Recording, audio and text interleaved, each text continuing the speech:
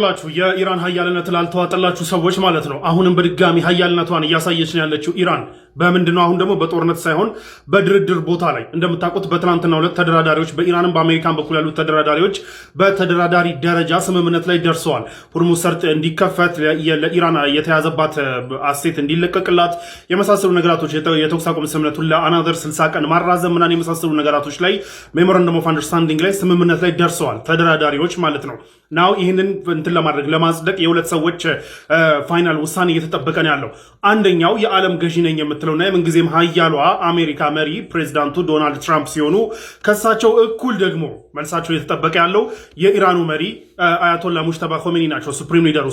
ዶናልድ ትራምፕ እና አያቶላ ሙጅተባ ኾሜኒ ዓለም በሙሉ እኩል ነው መልሳቸውን እየጠበቀ ያለው። ሙጅተባ እምቢ ካለ እምቢ ነው ማለት ነው። ያለምን እጣ ፈንታ ይወስናል ማለት ነው። እንደምታውቁት ሁርሙዝ ሰርጥ ተዘግቶ ኤቭሪባዲ በጣም ሀሰል ላይ ያለ ባለበት ሰዓት እንግዲህ ይህ ስምምነት ይህ ሜሞራንደም ኦፍ አንደርስታንዲንግ የሚፈራረምና የሚጸድቅ ከሆነ ሁርሙዝ ሰርጥ የሚከፈት መሆኑን ተከትሎ ለመላው ዓለም እፎይታ ነው።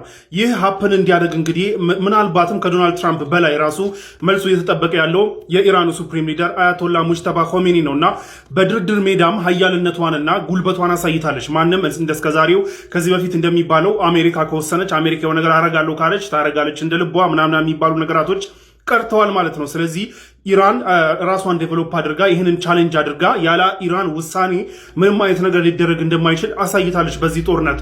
ከዛ ውጭ ደግሞ እንግዲህ በተደጋጋሚ ሲባል እንደነበረው አሜሪካ ገንብታው የነበረው የሀያልነት ኢሜጅ ምንም የፈለገችውን ማድረግ እንደምትችል አይነት ነገር ኢሜጅ በጣም ሻተር ተደርጓል። በተለይ አሁን የአረብ አናሊስቶች በተለይ ያሉ እንዳሉት ከሆነ ከዚህ በኋላ ኖ አረብ አገር ዊል ኤቨር ትረስት አሜሪካን፣ የትኛውም አረብ አገር ትረስት አያደርግም ከዚህ በኋላ ከኢራን ፕሮቴክት ታደርገናለች አሜሪካ ብሎ ከዚህ በኋላ አያምንም። ምክንያቱም አትፈልግምም ሳይሆን ብትፈልግምም አቅም የላትም። እነዚህን አረብ ሀገራቶች ዲፌንድ የማድረግ አቅም የላትም። አይተነዋል በዚህ የምናወራው እና እነዚህ አረብ ሀገራቶች ድሮም የነበረባቸው ትሬት ድሮም የነበረባቸው ስጋት የኢራን ስጋት ነው። የመጀመሪያው የኢራን ሪቮሉሽን የሻሁን ገልብጦ የመጣው ይህ የሺአ መንግስት ማለት ነው። ይህ መንግስት ከመጣ ጊዜ ጀምሮ የአረብ ሀገራቶች በጣም ትሬት የነበረባቸው የኢራን አዲሱ መንግስት ነው እና ከዛ ጊዜ ጀምሮ ነው እንግዲህ አሜሪካን ወደዚህ እያመጡ የነበሩት። ምክንያቱም ከኢራን ተጠብቀናለች፣ ፕሮቴክት አድርገናለች በሚል ማለት ነው። ግን ያ ሳይሆን ቀርቶ ወቅቱ ሲደርስ ጊዜው ሲደርስ ግን ምንም አይነት ፕሮቴክሽን ልታደርግላቸው አልቻለችም። ስለዚህ ይህንን ሁሉ ኢሜጅ ሻተር ያደረገችው ኢራን አሁን ደግሞ ጭራሽ ኢንቴሊጀንስ ሪፖርቶች ሲኤንኤን ምናምን ይዘውት እንደወጡት በዚህ ጦርነት ተደብቆባት የነበረው ኦር ውድመት ደርሶበት የነበረውን አንደርግራውንድ ያለውን የሚሳይል ማከማቸዋንና ላውንች ሳይቶች መልሳ ሙሉ ለሙሉ አክሰስ አድርጋለች እና 90% የሚሆነው የሚሳይል ስቶክ ፓይሏ እስካሁን ድረስ እጇ ላይ ያለ ነው የተባለው። ስለዚህ በባለፈው ጦርነት ከአሜሪካ ጋርና እንዲሁም ከአረብ ሀገራቶች ጋር እንዲሁም ከእስራኤል ጋር በየአቅጣጫው ባሊስቲክ ሚሳይል ስታዘንበ የነበረችው ኢራን 90% አሁንም እጇ ላይ ያለ 10%ን ብቻ ነው የተጠቀመችው ሲባል እንግዲህ ያስቡት። ይህንን ሁሉ አረብ ሀገር ታርጌቶች፣ ይህን ሁሉ እስራኤል ውስጥ ያሉ ታርጌቶች ስትመታ፣ ይህን ሁሉ እንትኖች ጀልባዎች፣ መርከቦች ምናምን ስትመታ የነበረችው ኢራን 10% ብቻ ነው የተጠቀመችው እንግዲህ ሲባል አስቡት። እንደምታውቁት እስከ 100 ምናምን ባሊስቲክ ሚሳይል በቀን የሚተኮሱበት ጊዜ ነበር በዛ ጦርነት እና ይህ ሁሉ ነገር ተደማምሮ እንግዲህ የሙጅተባ ኾሜኒ መልስ ከዶናልድ ትራምፕ መልስ ምናልባትም የበለጠ ዓለም በሙሉ በጉጉት እየጠበቀው ያለ ነው። ስለዚህ እንደስከዛሬው የአሜሪካ ውሳኔ ነው የሚጠበቀው የሚባል ሳይሆን የኢራንም ውሳኔ እኩል የሚጠበቅበት ጊዜ ላይ ተደርሷል ማለት ነው።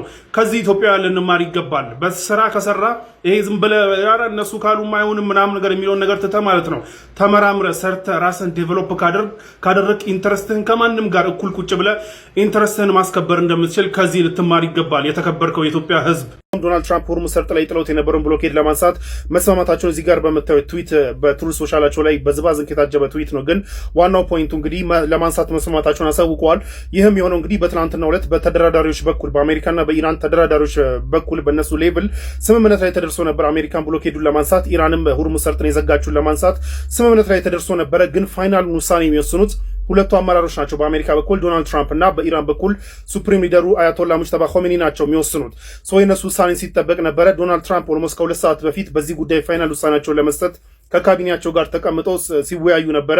ከዛ በኋላ እንግዲህ ከካቢኔ ሚቲንግ ከወጡ በኋላ እንግዲህ ነው ይህንን ትዊት ያደረጉት። በዛ ትዊታቸው ላይ ለሁርሙዝ ሰርጥን ለመክፈት መስማማታቸውና እዛ ብሎኬድ ላይ የተሳተፉ የአሜሪካ ኔቪ አባላት ወደ ሀገራቸው እንደሚመለሱና ሲመለሱ ቤተሰቦቻቸውን ሰላም እንዲሉላቸው ዶናልድ ትራምፕ ጠይቀዋል። ሰው ተስማምተዋል ማለት ነው። ይህ የሚያሳየው ጫፍ መድረሱን እንጂ መከፈቱን አይደለም። ምክንያቱም በዚህ በኩል ደግሞ የአያቶላ ሙጅተባ ኾሜኒ ፋይናል ዲሲሽን እስካሁን ድረስ አልታወቀም። እሳቸውም የሚመሩትን የኢራን ኢስላሚክ ሪቮሉሽናሪ ጋርድ ኔቪ አዘው ሁርሙዝ ሰርጥ እንዲከፈት ትእዛዝ የሚሰጡ ከሆነ ተከፍቶ እንግዲህ መርከቦች በምን ያለምንም ጭቅጭቅ ያልፋሉ ተብሎ ይጠበቃል። የእሳቸው ፋይናል ዲሲሽን ነው የሚጠበቀው። በተደራዳሪዎች ደረጃ ግን የስምምነት ላይ መደረሱን ተከትሎ ሙጅተባ ኾሜኒም ከዚህ የተለየ ውሳኔ ይወስናሉ ተብሎ ባይጠበቅም ግን ያው እሳቸው ሲሉ ነው የሚታወቀው። ስለዚህ የሚሉ ከሆነ ሁርሙዝ ሰርጥ ተከፍተው መርከቦች እንደልባቸው ስለሚንቀሳቀሱ ለሁላችንም ተስፋ ነው። ለማንኛውም ግን ዶናልድ ትራምፕ ይህንን መስማማታቸውን ኦፊሻል ያሳውቀዋል። በአያቶላ ሙጅተባ ኾሜኒ በኩል ግን እስካሁን ድረስ የተባለ ነገር አለመኖሩን ተከትሎ የእሳቸው ውሳኔ የተጠበቀ ነው። አያቶላ ሙጅተባ ኾሜኒ ምን ይወስናሉ? አይገሱ ዌልሲ። ለማንኛውም ከጀርባ የምታዩት የሳውዲ ሰራዊት እንግዲህ እንደዚህ የተረፈረፈው በዓለማችን በጣም ከባድ የሚባለውን የህዝብ ማኔጅመንት ስራ ሰርቶ ነው። ምንድነው እሱ? የሐጅ ማኔጅመንት። ከጀርባ የምታዩቸው እንግዲህ የሐጅ ሴኩሪቲ ፎርሶች ሲሆኑ ሐጅን ማኔጅ የሚያደርጉና ሰዎችን የሚያስተባብሩ ናቸው። እንደምታውቁት ህዝባዊ ትዕይንት ማዘጋጀት በጣም ከባድ ነው።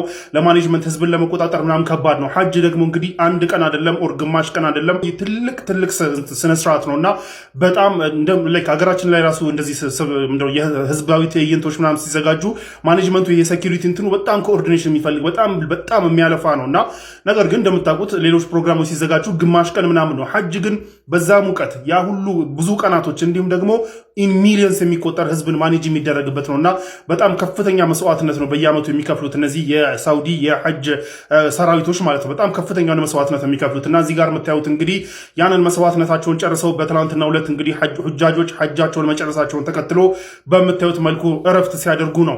ይህ የሐጅ ሰራዊት በየዓመቱ ነው ተመሳሳይ እንደዚህ አይነት ተመሳሳይ ቻሌንጆችን እያለፈ ተመሳሳይ መስዋዕትነትን እየከፈለ እንግዲህ የመላውን የዓለም ህዝበ ሙስሊም እየከደመ ያለው ማለት ነው። አላህ ሱብሓነሁ ወተዓላ ስራቸውን እንዲቀበላቸው ዱዓ አድርጉላቸው እናንተም። ይህ ከጀርባ የምታዩት ደረጃና ኢትዮጵያ በዓለም አቀፍ ደረጃ አንደኛ ተብላ ሜንሽን የተደረገችበት እንግዲህ በዘንድሮ ሐጅ አገልግሎት የሰጡ አገራት የሁጃጆችን ክብር በጠበቀና ስታንዳርዱን ባሟላ መልኩ ሰርቪስ ሰጥተዋል ተብለው የሳውዲ መንግስት አንደኛ ደረጃ ከሰጣቸው መካከል ኢትዮጵያ ሜንሽን ተደርጋለች። እነዚህ ሶስት ሀገራት እንግዲህ በዳይመንድ ደረጃ የተባሉት ማሌዥያ፣ ኢትዮጵያና ኢራቅ ናቸው። ኢራቆች ባይዘዌ ይህንን እንደ በጣም ትልቅ ድል አይተውት ነው የኢራቅ ሚዲያዎች እያረገቡት ያሉት። እኛ ደግሞ ብዙ ጊዜ ጥፋት ሲጠፋ መተቸት እንጂ ልማት መደገፍ ላይ ብዙም ስለሆንን አላወራ ነውም። ለማንኛውም ግን ከአፍሪካ ሀገር ብቸኛዋ ስታንዳርዱን ባሟላ መልኩ ሁጃጆችን አገልግሎት ሰጥታለች ተብላ እንግዲህ በዳይመንድ ደረጃ ኢትዮጵያ ሽልማት ተሸልማለች። በሌላ በኩል በወርቅ ደረጃ እንግዲህ እዚህ ጋር ቱርኪ ያለች፣ ኮሞሮስ ደሴትና ጅቡቲ በወርቅ ደረጃ ተብለዋል። ከዛ በብር ደረጃ ደግሞ መስር፣ ኦማን፣ ስልጣናት ኦማን እና መግሪብ ኦር ሞሮኮ፣ እነዚህ ሶስቱ ግብፅ፣ ኦማን እና ሞሮኮ በብር ደረጃ ሲባል፣ በነሐስ ደረጃ ደግሞ እንግዲህ ሲንጋፖር፣ ቱኒዚያ እና አልጀዛኢር ኦር አልጄሪያ በነሐስ ደረጃ ተብለዋል። ለማንኛውም እንግዲህ የኢትዮጵያ እስልምና ጉዳዮች ጠቅላይ ምክር ቤት ከዚህ በፊት በተደጋጋሚ ትችት ይነሳበት የነበረው በሐጅ ጉዳይ የሚሰጠው ሰርቪሶች ናቸው። በጣም እስከ ቅርብ ዓመታት ድረስ በጣም በተደጋጋሚ ትችት ይደርስበት ነበር። በዘንድሮ ግን እንግዲህ ከትችትም አልፎ ከአሪፍ ሰርቪስ ከማቅረብም አልፎ እንግዲህ እዚህ ጋር ሜንሽን ከተደረጉት ሀገራት ሁሉ በላይ ሆኖ ከነ ቱርኪያ ምናምን በላይ ሆኖ እንግዲህ በዳይመንድ ደረጃ በዘንድሮ ሽልማት አግኝተዋል ማለት ነው። ይህ ትልቅ ዴቨሎፕመንት ነው። ይህ ትልቅ ድል ነው። እንደ ሀገርም የሀገርን ኢሜጅ ከመገንባት በጣም ኢሜጃችን ከሚበላሽባቸው ነገራቶች መካከል አንደኛው ሐጅ እንደነበረ ሁላችሁም ታውቃላችሁ። ግን በአሁኑ የሀገርን ኢሜጅ በመገንባትና አገርን ሪፕሬዘንት በማድረግ ደረጃ እንግዲህ በዚህ ደረጃ በዳይመንድ ደረጃ ሽልማት ማግኘት በጣም ትልቅ ነገር ነው።